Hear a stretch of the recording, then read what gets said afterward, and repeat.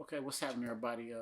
It's Lucky the Promo King, and I figured I'd jump on here and do this little live, little topic subject.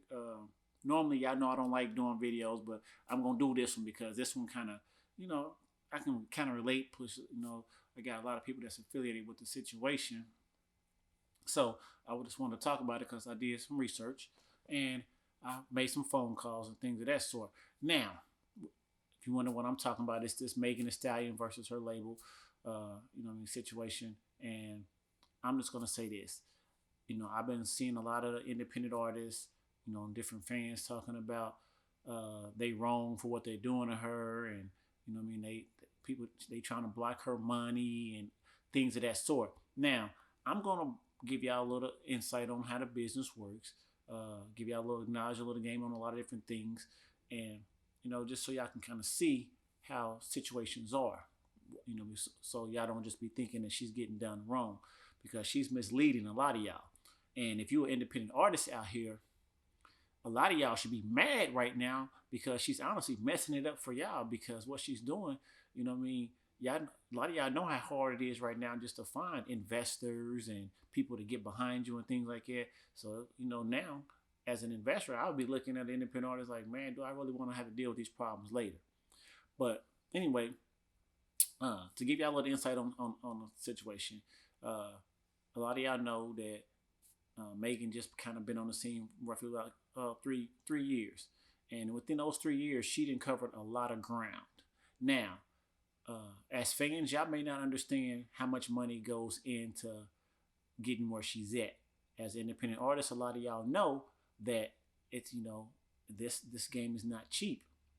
Now, you think about some of the other artists that came from the Houston area, Just Brittany, think the artist Young Lyric, even Little Lele are all from that Houston area. Now, think about it. They've all been on television, and they still haven't reached the heights in what she has reached. So that should give y'all a little bit of knowledge to know that there had to be some money spent. Now, she's complaining, saying that her label has a 60-40 on her. And out of her 40, she has to pay, different things and all of that, which is pretty much, standard when it comes to different labels. Even if you sign to a major, that's how a lot of situations go. And then she's also complaining, talking about that all her show money things go to them and then they pay her. Well, if you in this game, you know that your money goes to somebody first and then you get paid. You are, once you sign to somebody, you are an employee of that company at that point. Now, the part in which I found that was a big issue with me is the fact that she kept on saying, me and my mom, we did this, we built this, and we did all that, and we did all this. Now, if it was that easy for her to do what she's done, just her and her mom, I think there'd be a whole lot more artists on in this game. So I'm gonna give y'all a little history because I did some fact checks, made some phone calls, and this is how it broke down to me. One thing that she didn't mention is that she was signed to another independent label when she first started. Now, she was also in college, so if pay attention to what I'm saying, college. So a lot of college students, y'all should relate that y'all know how expensive it is to go to college. Now, going to college and trying to be in this industry, that's a lot of money to be spent. So, So I just kind of asked somebody, what's going on? Was she balling or something like that? Was she in the streets? And no one can clarify that she was in these streets. A lot of people are saying that, she ain't have shit when she got started. She was signed to that independent label that was kind of helping her push her music. Now, you heard her mention the name T. Ferris. Now, just to give y'all a little history on who T. Ferris is for all y'all youngsters who may not know, a lot of y'all may remember Mike Jones, Paul Wall, Swisher House, and all of them. T. Ferris was a major player with Swisher House. So he has a lot of connections, and he's been on that level, as y'all can see, with other artists. So he has the connections to make a lot of power moves. Now, he was the one that believed in her because he was at that original label that she was signed at. And what was told to me was Ferris took her over to 5103 over there with Carl now. Now, a lot of y'all may not know who Carl is. A lot of you baseball fans may know who Carl is. That's a $300 million man. Now, she's saying that she is signed to these independent labels. Now, if you are signed to an independent label that where the owner is a $300 million man, you're not signed to an ordinary independent label. And one thing that she didn't mention was how he bought her out of her contract with that other label. Now, y'all can see there's been some money spent already, and she talking about all she got was $10,000 signing out. Now, a lot of people know, yeah, $10,000, yeah, that's not a lot of money, but $10,000 to somebody who has nothing, that is a lot of money. And, you know, at the point, he's taking a gamble on belief to think that, you know, this artist is going to be that next artist.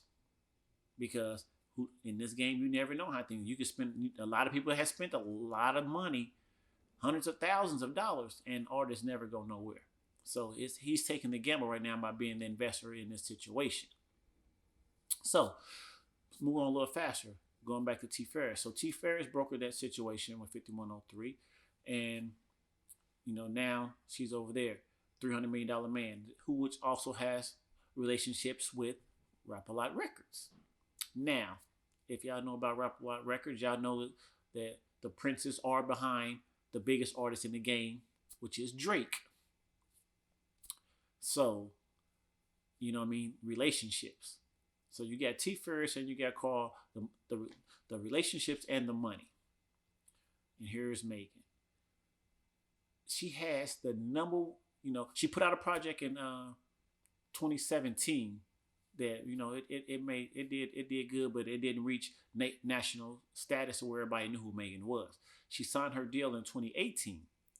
She put out her after signing it, I think it was like 3 months later, she was signed with 300, which she claiming is another independent label, but as you know, everyone know who the Leor and them are behind 300. So you have other big power players that's been on major labels that's pushing the situation, which with major backing. So that is not your ordinary independent label. So you have a $300 million man, 300 ENT.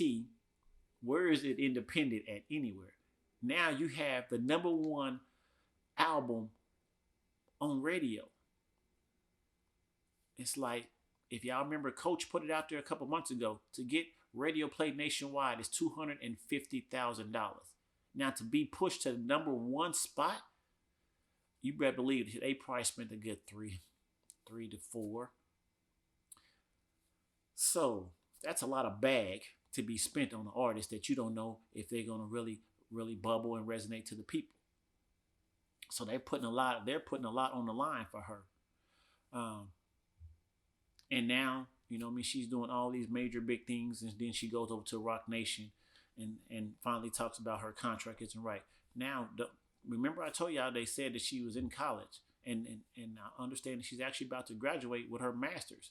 Now, being a college student, I would think that you would be smart enough to know what's in your contract. You wouldn't have to get to Rock Nation and talking about you just now figured out what was in your contract. You know what I mean? It was one of them situations like most artists. You know, you don't have nothing. You see an opportunity with somebody with some money to get behind you, so you signed. So once you signed, it is what it is. You should have been smart enough to negotiate your situation at the beginning. If you're not smart enough to do that, then once you sign, you're signed. Deal with it until your time is up. Or take it to them and be like, hey, can we renegotiate this situation? But I think by her putting it out in the public the way she did was totally dirty and foul, because nobody needed to know y'all business. And now I think she just made her situation worse, because at the end of the day, y'all still got to go to court. They still got to do litigations. And right now, her money's probably still going to, 5103, so they can pay her. And it's just going to hold a lot of things up. Now, another thing I want to touch on too is, like I said, T. Ferris. Remember, she's talking about T. Ferris. And pretty much knowledgeable. If she wouldn't sign management with Rock Nation, T. Ferris was her manager. So evidently, I don't know this for sure, but it's been speculated that Rock Nation has replaced T. Ferris.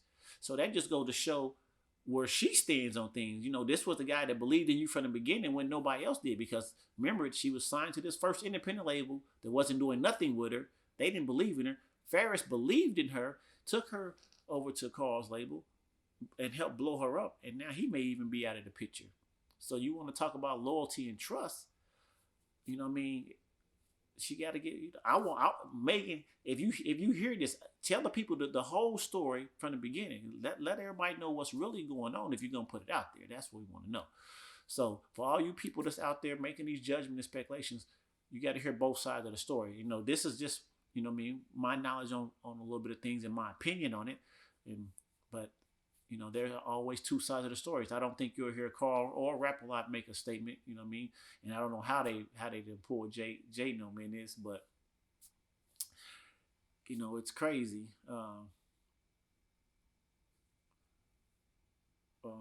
But yeah, that that is my take on the situation. And I was sitting there tripping, but the label was 1501.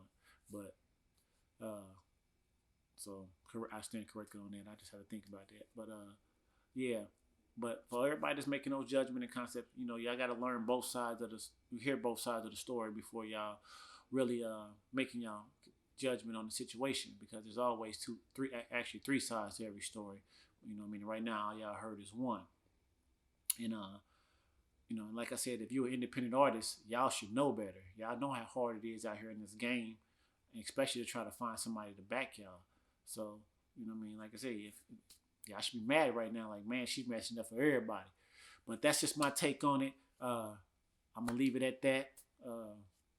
Make sure y'all follow me, Lucky7467 on Instagram, Lucky Smith on Facebook.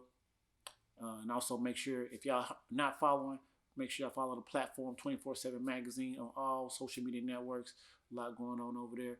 And I'm out.